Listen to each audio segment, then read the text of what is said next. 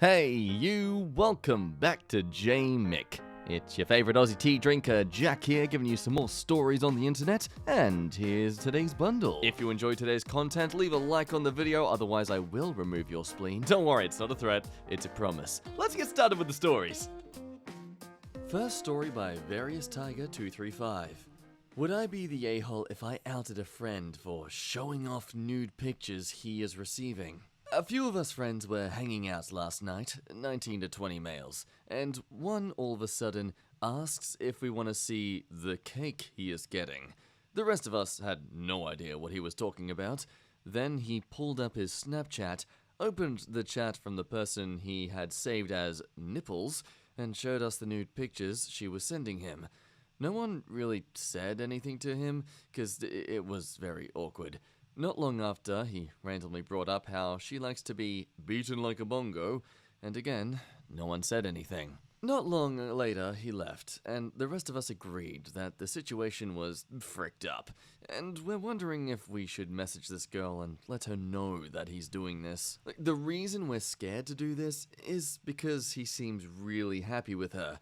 He went through a bad breakup last year, where his girlfriend of 4 years cheated on him many, many times. And we feel bad being the reason this girl leaves him. Also, we don't know how he'll react when he finds out that we are the reason why this happened. My gut says that this girl deserves to know, but I can't help but feel a little wrong for getting involved in someone else's relationship like this. Would we be wrong for doing this? Let's see some sides to this, because I have some thoughts on this matter that I know will definitely make me come across as possibly the a-hole myself. Nata, I don't know where you are, but in Canada, this is actually a criminal code offense to share intimate photos without someone's knowledge and consent. I partially lean towards everyone sucks it because all of you viewed the photos, felt uncomfortable, but didn't say anything. Be an ally, not a bystander, and speak up next time that you're uncomfortable and will not play a role in your friend committing an offense. Look soft you would be the a-hole. I know you have that girl's interest in mind, but I think you just had an honest conversation about the privacy of people's photos with your friend. He would stop showing them to people. If he doesn't, well, then let the girl know that he's sharing her nudes. Also, it's not illegal to talk about having it on. It sounds like he just wanted to bond, but really awkwardly. No, you all suck. Sharing intimate photos of someone without their knowledge is not cool, and in many places is actually against the law and can be considered blackmail. Not informing this girl of what your friend is doing is just as bad. To not quote a saying properly, the only thing necessary for the triumph of evil is for good men to do nothing. She shouldn't be dating someone who's doing this stuff like this behind her back, and probably won't if she's informed. The fact he's your friend means nothing. Ditch the bro code and tell her what's going on. So here's the thing. I'm going to assume that this friend has no previous history of extremely toxic behavior in towards his treatment of women. I know, kind of a big jump to make because men suck. But in all seriousness, I acknowledge that I do have bias in this situation. I can very much relate to having a heartbreaking experience in your previous relationship that can result you in, after meeting someone who could possibly be just as good if not better than what your previous experience with a partner was, you're rather proud of it. It's like the biggest win of your life so far. Like getting that promotion, winning the bloody lotto. So of course, you kind of want to share it with everyone. You want to tell everyone the good news. Of course, when that thing you want to share is how amazing and hot and fun your partner is, especially after feeling like you are completely undesirable and unwanted and unworthy of someone like this, it can be rather unintentionally, toxic and very problematic of you to be sharing such intimacy, especially if it isn't clear that she is comfortable with you doing that. I think though suggesting that you have a talk with him is definitely the right step here. While it may seem deceitful, I don't think it's necessary to bring the girl into this. It's very fortunate he showed this behavior to you, friends who clearly are aware that this is a bad thing. And as his caring friends, you should definitely make it a priority to ensure he never does it again. Of course, this is all based on the assumption that this is just a passing moment. Will he eventually tame to the fact he has an attractive partner? We don't know.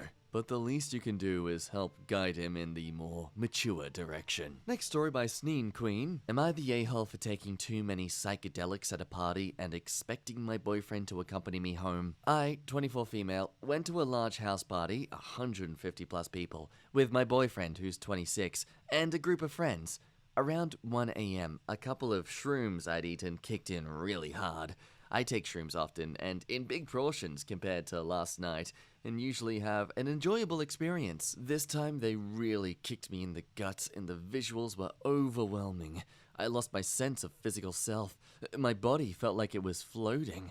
I couldn't feel my feet touching the floor when I walked, comprehend temperature, or even feel the clothes on my body. It wasn't a bad trip or scary at first, just overwhelming. I told a friend I needed to have a lie down in my partner's car that was parked up the street, and I was finding it hard to walk around so many people or speak to people while faces and walls were warping.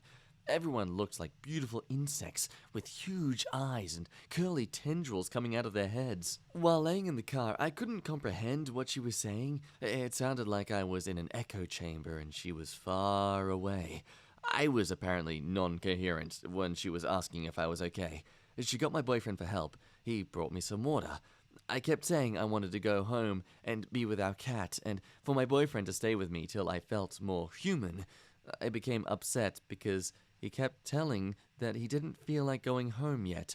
I cried while I laid down in the car and asking for help and to get home, and asking for someone to touch my hand because I couldn't feel it. Sounds were warping. I remember saying, if you're not going to make sure I get home okay, at least call an ambulance for me. I need help. Eventually, he booked me an Uber, but made it seem like such a chore. I begged him to come with, but he refused and said I should be fine on my own. The Uber driver was super chatty, which helped me comprehend time and space better. He dropped me off on the opposite side of the road to my house, and it was a struggle getting across the road. Streetlights and headlights of cars were looking like orbs of light darting back and forth, and my house looked so far away. This is what I find a little concerning. I imagine I was at risk of being hit by a car. I made it to my house and inside okay. I was able to message my boyfriend and friend to say I was okay, and eventually drifted off to sleep after a big cuddle with my cat. Waking up this morning, however, I started to think more about how difficult it was begging for help and assistance to get home. My boyfriend wasn't on any psychedelics himself, but was on other drugs. Am I overreacting? It's my own fault for taking shrooms. It wasn't my intention to have a full-blown trip. Usually just a couple make me feel a little wavy and giggly. I can't imagine if the roles were reversed, I'd have been comfortable sending him home by himself in such a state. Everyone sucks it. None of you sound responsible, especially you for exceeding your limit. And your boyfriend's an a-hole for not making sure you were safe. And we're still in the middle of a pandemic where people shouldn't even be partying. Yep, another reason why I'm thankful to live in Australia. You're the a-hole. You took the drugs. We have no idea how his alcohol and MDMA combination affected him. He cannot be held responsible here, as he was potentially significantly impaired too. You were clearly in no state to judge his level of impairment. You can't expect a drunk or drugged person to make responsible choices. Not the a-hole. That is a surprising lack of concern and empathy for your well-being from someone who is supposed to be your partner. It's not like you intentionally went full tilt into a trip or whatever. It was an accident. That happens to people all the time with alcohol, to be honest. Sometimes things don't affect you the way you expect. Honestly, I think completely you're the a-hole. It seems like you were aware that your partner was going to be on drugs at some point throughout the night, and you actively brought drugs yourself. Like you were planning to be more actively impaired than just having a few drinks. This story just reeks of someone who would hook up with their partner without making any effort to check if any protection should be involved, and then is shocked and blaming their partner when there is a pregnancy scare. Like you actively put yourself in this situation. Look, I don't think drugs are Satan, but seriously, clean yourself up. If you need drugs to enjoy a social outing, like not even just because someone handed them to you and you're like, hey, you know what, I'll give one a try, then either it's the people you're hanging out with that absolutely suck to be around, or you yourself are lacking in some areas. Next story by Notbot Robot Rob. My friend says I bullied her even though she's depressed. One of my best friends, Kate, has always struggled with relationships. She's had a rough childhood. For the past 10 years, she's had a friends with benefits who she'd like to be in a relationship with. This guy, John, has repeatedly told her he could never love her, has often asked her to stop contacting him, told her he has zero interests in relationships, etc. Kate thinks he cares about her because he's sometimes affectionate, like he cooked for her on a couple of occasions. I and our other close friends tell Kate she's wasting her time. On occasions, she's acting entirely irrational. Example, stalking John's female friends on social media and throwing fits of jealousy. John has told Kate to listen to her friends and stop wasting her time. However, whenever he's horny and has no one else to call, he'll call her because he knows she won't say no. Even Kate's counselor has advised her to stop seeing him. In the past few years, I've repeatedly asked Kate to never tell me about him again. She disregards this whenever she has her heart broken. After the last such instance, I was really harsh, so she then stopped talking about him for a few months, and I assumed she finally moved on. Kate wants children. During COVID, she's told us she struggles with being alone and feeling depressed. She has said she's felt extremely unlucky in life and love. We have tried to be supportive, though we are all struggling. Okay, now, I just need to point this out. No, you should not desire children just because you are alone and depressed. Children should be a responsibility, not a therapy dog for yourself. Goes for partners, too. I just think she's going to make herself too codependent on them. Anyway, Kate was going to go out with a man she met online. After the date, I texted to ask how it went. She said it didn't go well, and it was all her fault. I asked her why, and she told me she told her date that she has a friends with benefits, John, who she is still seeing. I lost it. Told her she's entirely responsible for being alone and childish because she is sabotaging her own happiness. I told her that maybe she enjoys being lonely and miserable, and she likes to play the victim. Also told her that Einstein's definition of madness is doing the same thing over and over and expecting different outcomes. Oh my god, stop, she's already dead. She now says I'm a bully, that I made her feel terrible even though I knew she was depressed, and is not talking to me. Am I the a-hole? Oh dear lord, do I know someone like this. But thankfully not in as bad of a situation, but I mean they're a close second. In fact, I'm sure we all know or will eventually come across someone who has this problematic infatuation with someone. Anyway, comments. In this particular case, you are the a-hole, because you could have handled it a bit better. John is a somewhat abusive a-hole. He uses the girl and then treats her like trash when he's bored of her. Look, abuse victims often find themselves in terrible positions over and over again, not because they enjoy suffering per se, but rather because it's familiar. Your friend Kate needs help from a professional, for depression as well as the relationship problem. So I wouldn't say that you need to give her tough love, but help her get the help that she needs. Yeah, you're an a-hole. Depressed people, or maybe all people, don't benefit from angry criticism. They benefit from loving support. She needs to hear more about what she can do and how she can find the love she wants. She needs to know you have her back and will allow her dignity. No, you're not the a-hole. Maybe your delivery was off, but it's not wrong to tell her how you feel. That doesn't make you a bully. Further, had she respected your boundaries of not speaking John, this exchange never would have occurred. Yeah, sounds as if you made plenty of effort to help. If she won't listen, she won't listen. You can't force her, but don't beat yourself up because she won't. I'd step back and leave her to wake herself up. It is really hard when you see people you care about self-sabotaging their lives. Now, I try not to criticize people's opinions in these, because the great thing about opinions is that technically they're all valid. The power of subjectivity, folks. But in regards to this guy being an abusive a-hole and her being an abuse victim, yeah, nah. He's an adult he's clearly communicated what he wants. He's made it very clear to her of his intentions, of his desires, of his interests. He hasn't promised her anything. The only person here who has insinuated there is something more is her. This is basically a gender swap of a Twitch girl getting a ton of money from some desperate lonely guy who thinks giving her $10,000 a month will make her marry him. She's likely made it clear that she's not interested in that kind of thing, but hey, she's not gonna say no to all the support and money he's giving her. So look, I don't think she's exactly a victim of abuse. But I will still agree that this guy is a bit of an a-hole to still be taking advantage of her infatuation. He's clearly experienced enough of her to know that her infatuation for him is very bad for her own health, but clearly doesn't care about about it enough to avoid getting a bit of poo-tang. But back to the main point of the question, is she the a-hole for the way she snapped, and is she a bully because of it? I'm gonna say slight a-hole, because again, the issue is more so the way you did it, not so much what you did. It's always fine to feel frustrated and to get a bit ticked off. It's another to vent it on someone who is clearly not trying to do it to get a reaction, but just to express their fears and problems with their life. Whether you've had to deal with them complaining about this kind of thing over and over again is another issue, but regardless, yeah, you could have pushed her away a bit more gently. Next story by Dad of 3, and this is one that I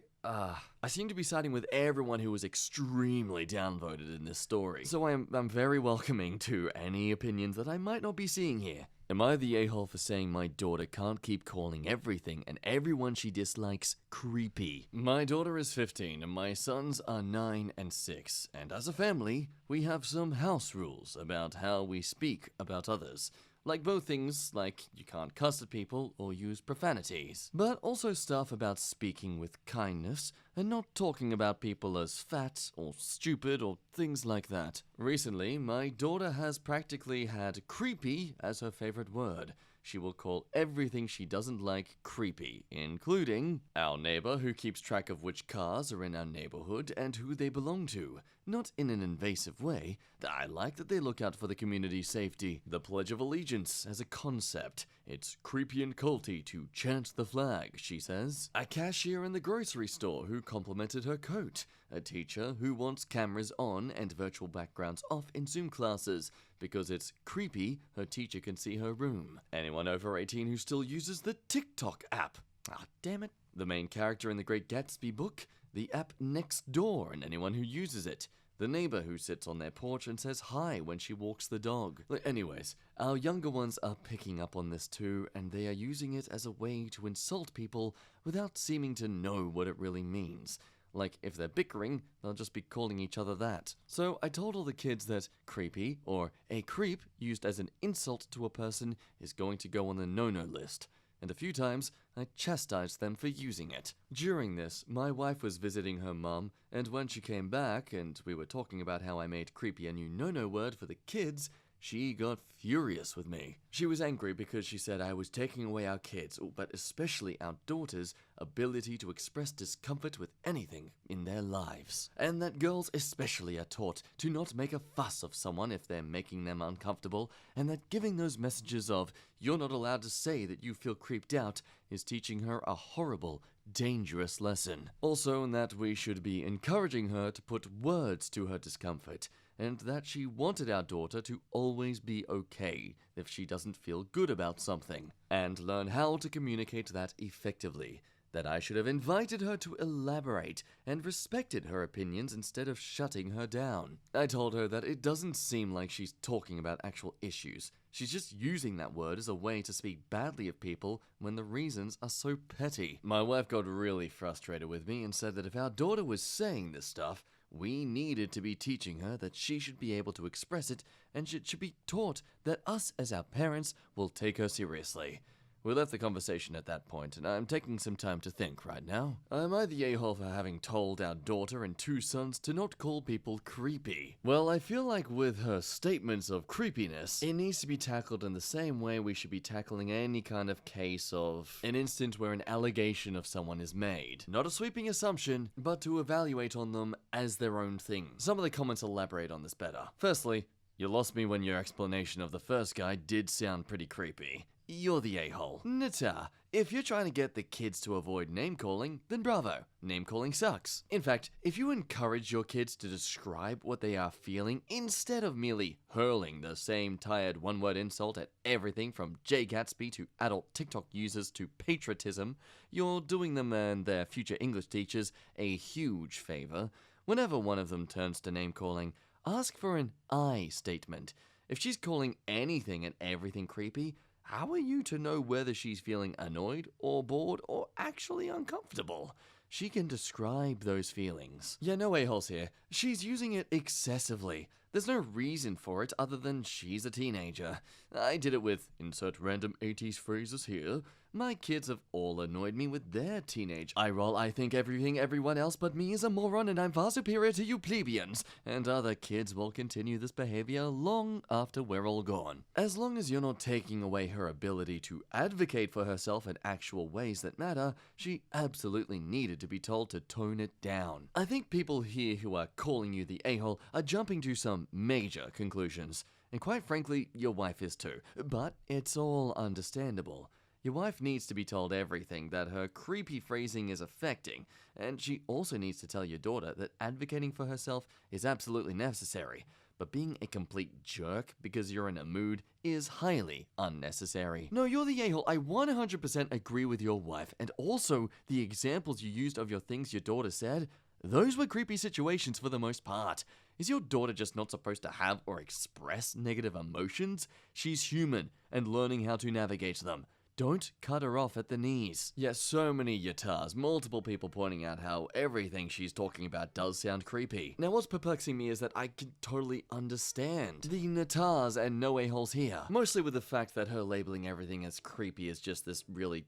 it's immature. But I do have to agree that your tactic to resolve this problem didn't hit the nail on the head. A lot of the yatas point out that you as a father, and also me as a guy, don't really comprehend the sort of creepy experiences a girl can experience growing up, especially a 15-year-old teenage girl. They start to be treated a little differently compared to when they were maybe 10 years old. Comments and expressions they aren't really sure how to react to, considering it can be coming from someone as old as 40. That said, I don't think it's fair to judge on someone who is simply asking you to not have distracting backgrounds and imagery in the classroom to prove that you are actually paying attention in the classroom, versus someone possibly complimenting your item of clothing as a cheap way to flirt with you. I suppose in the end it really depends on the context of these interactions and, yeah, how she experienced them. Because that's the other thing too. Sure, she is overusing the word, but the fact remains she is still feeling some way that is causing her to resort to this word as a way to describe these interactions. Which, again, is also why I'm so perplexed as to why people are so against people suggesting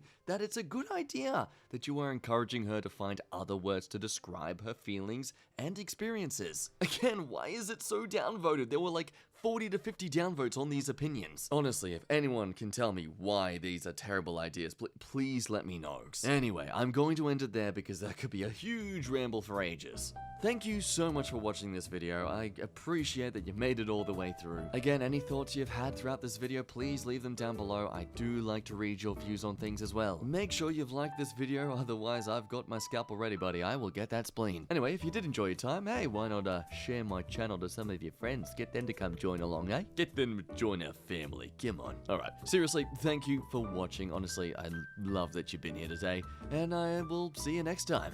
My name's Jack. Bye-bye.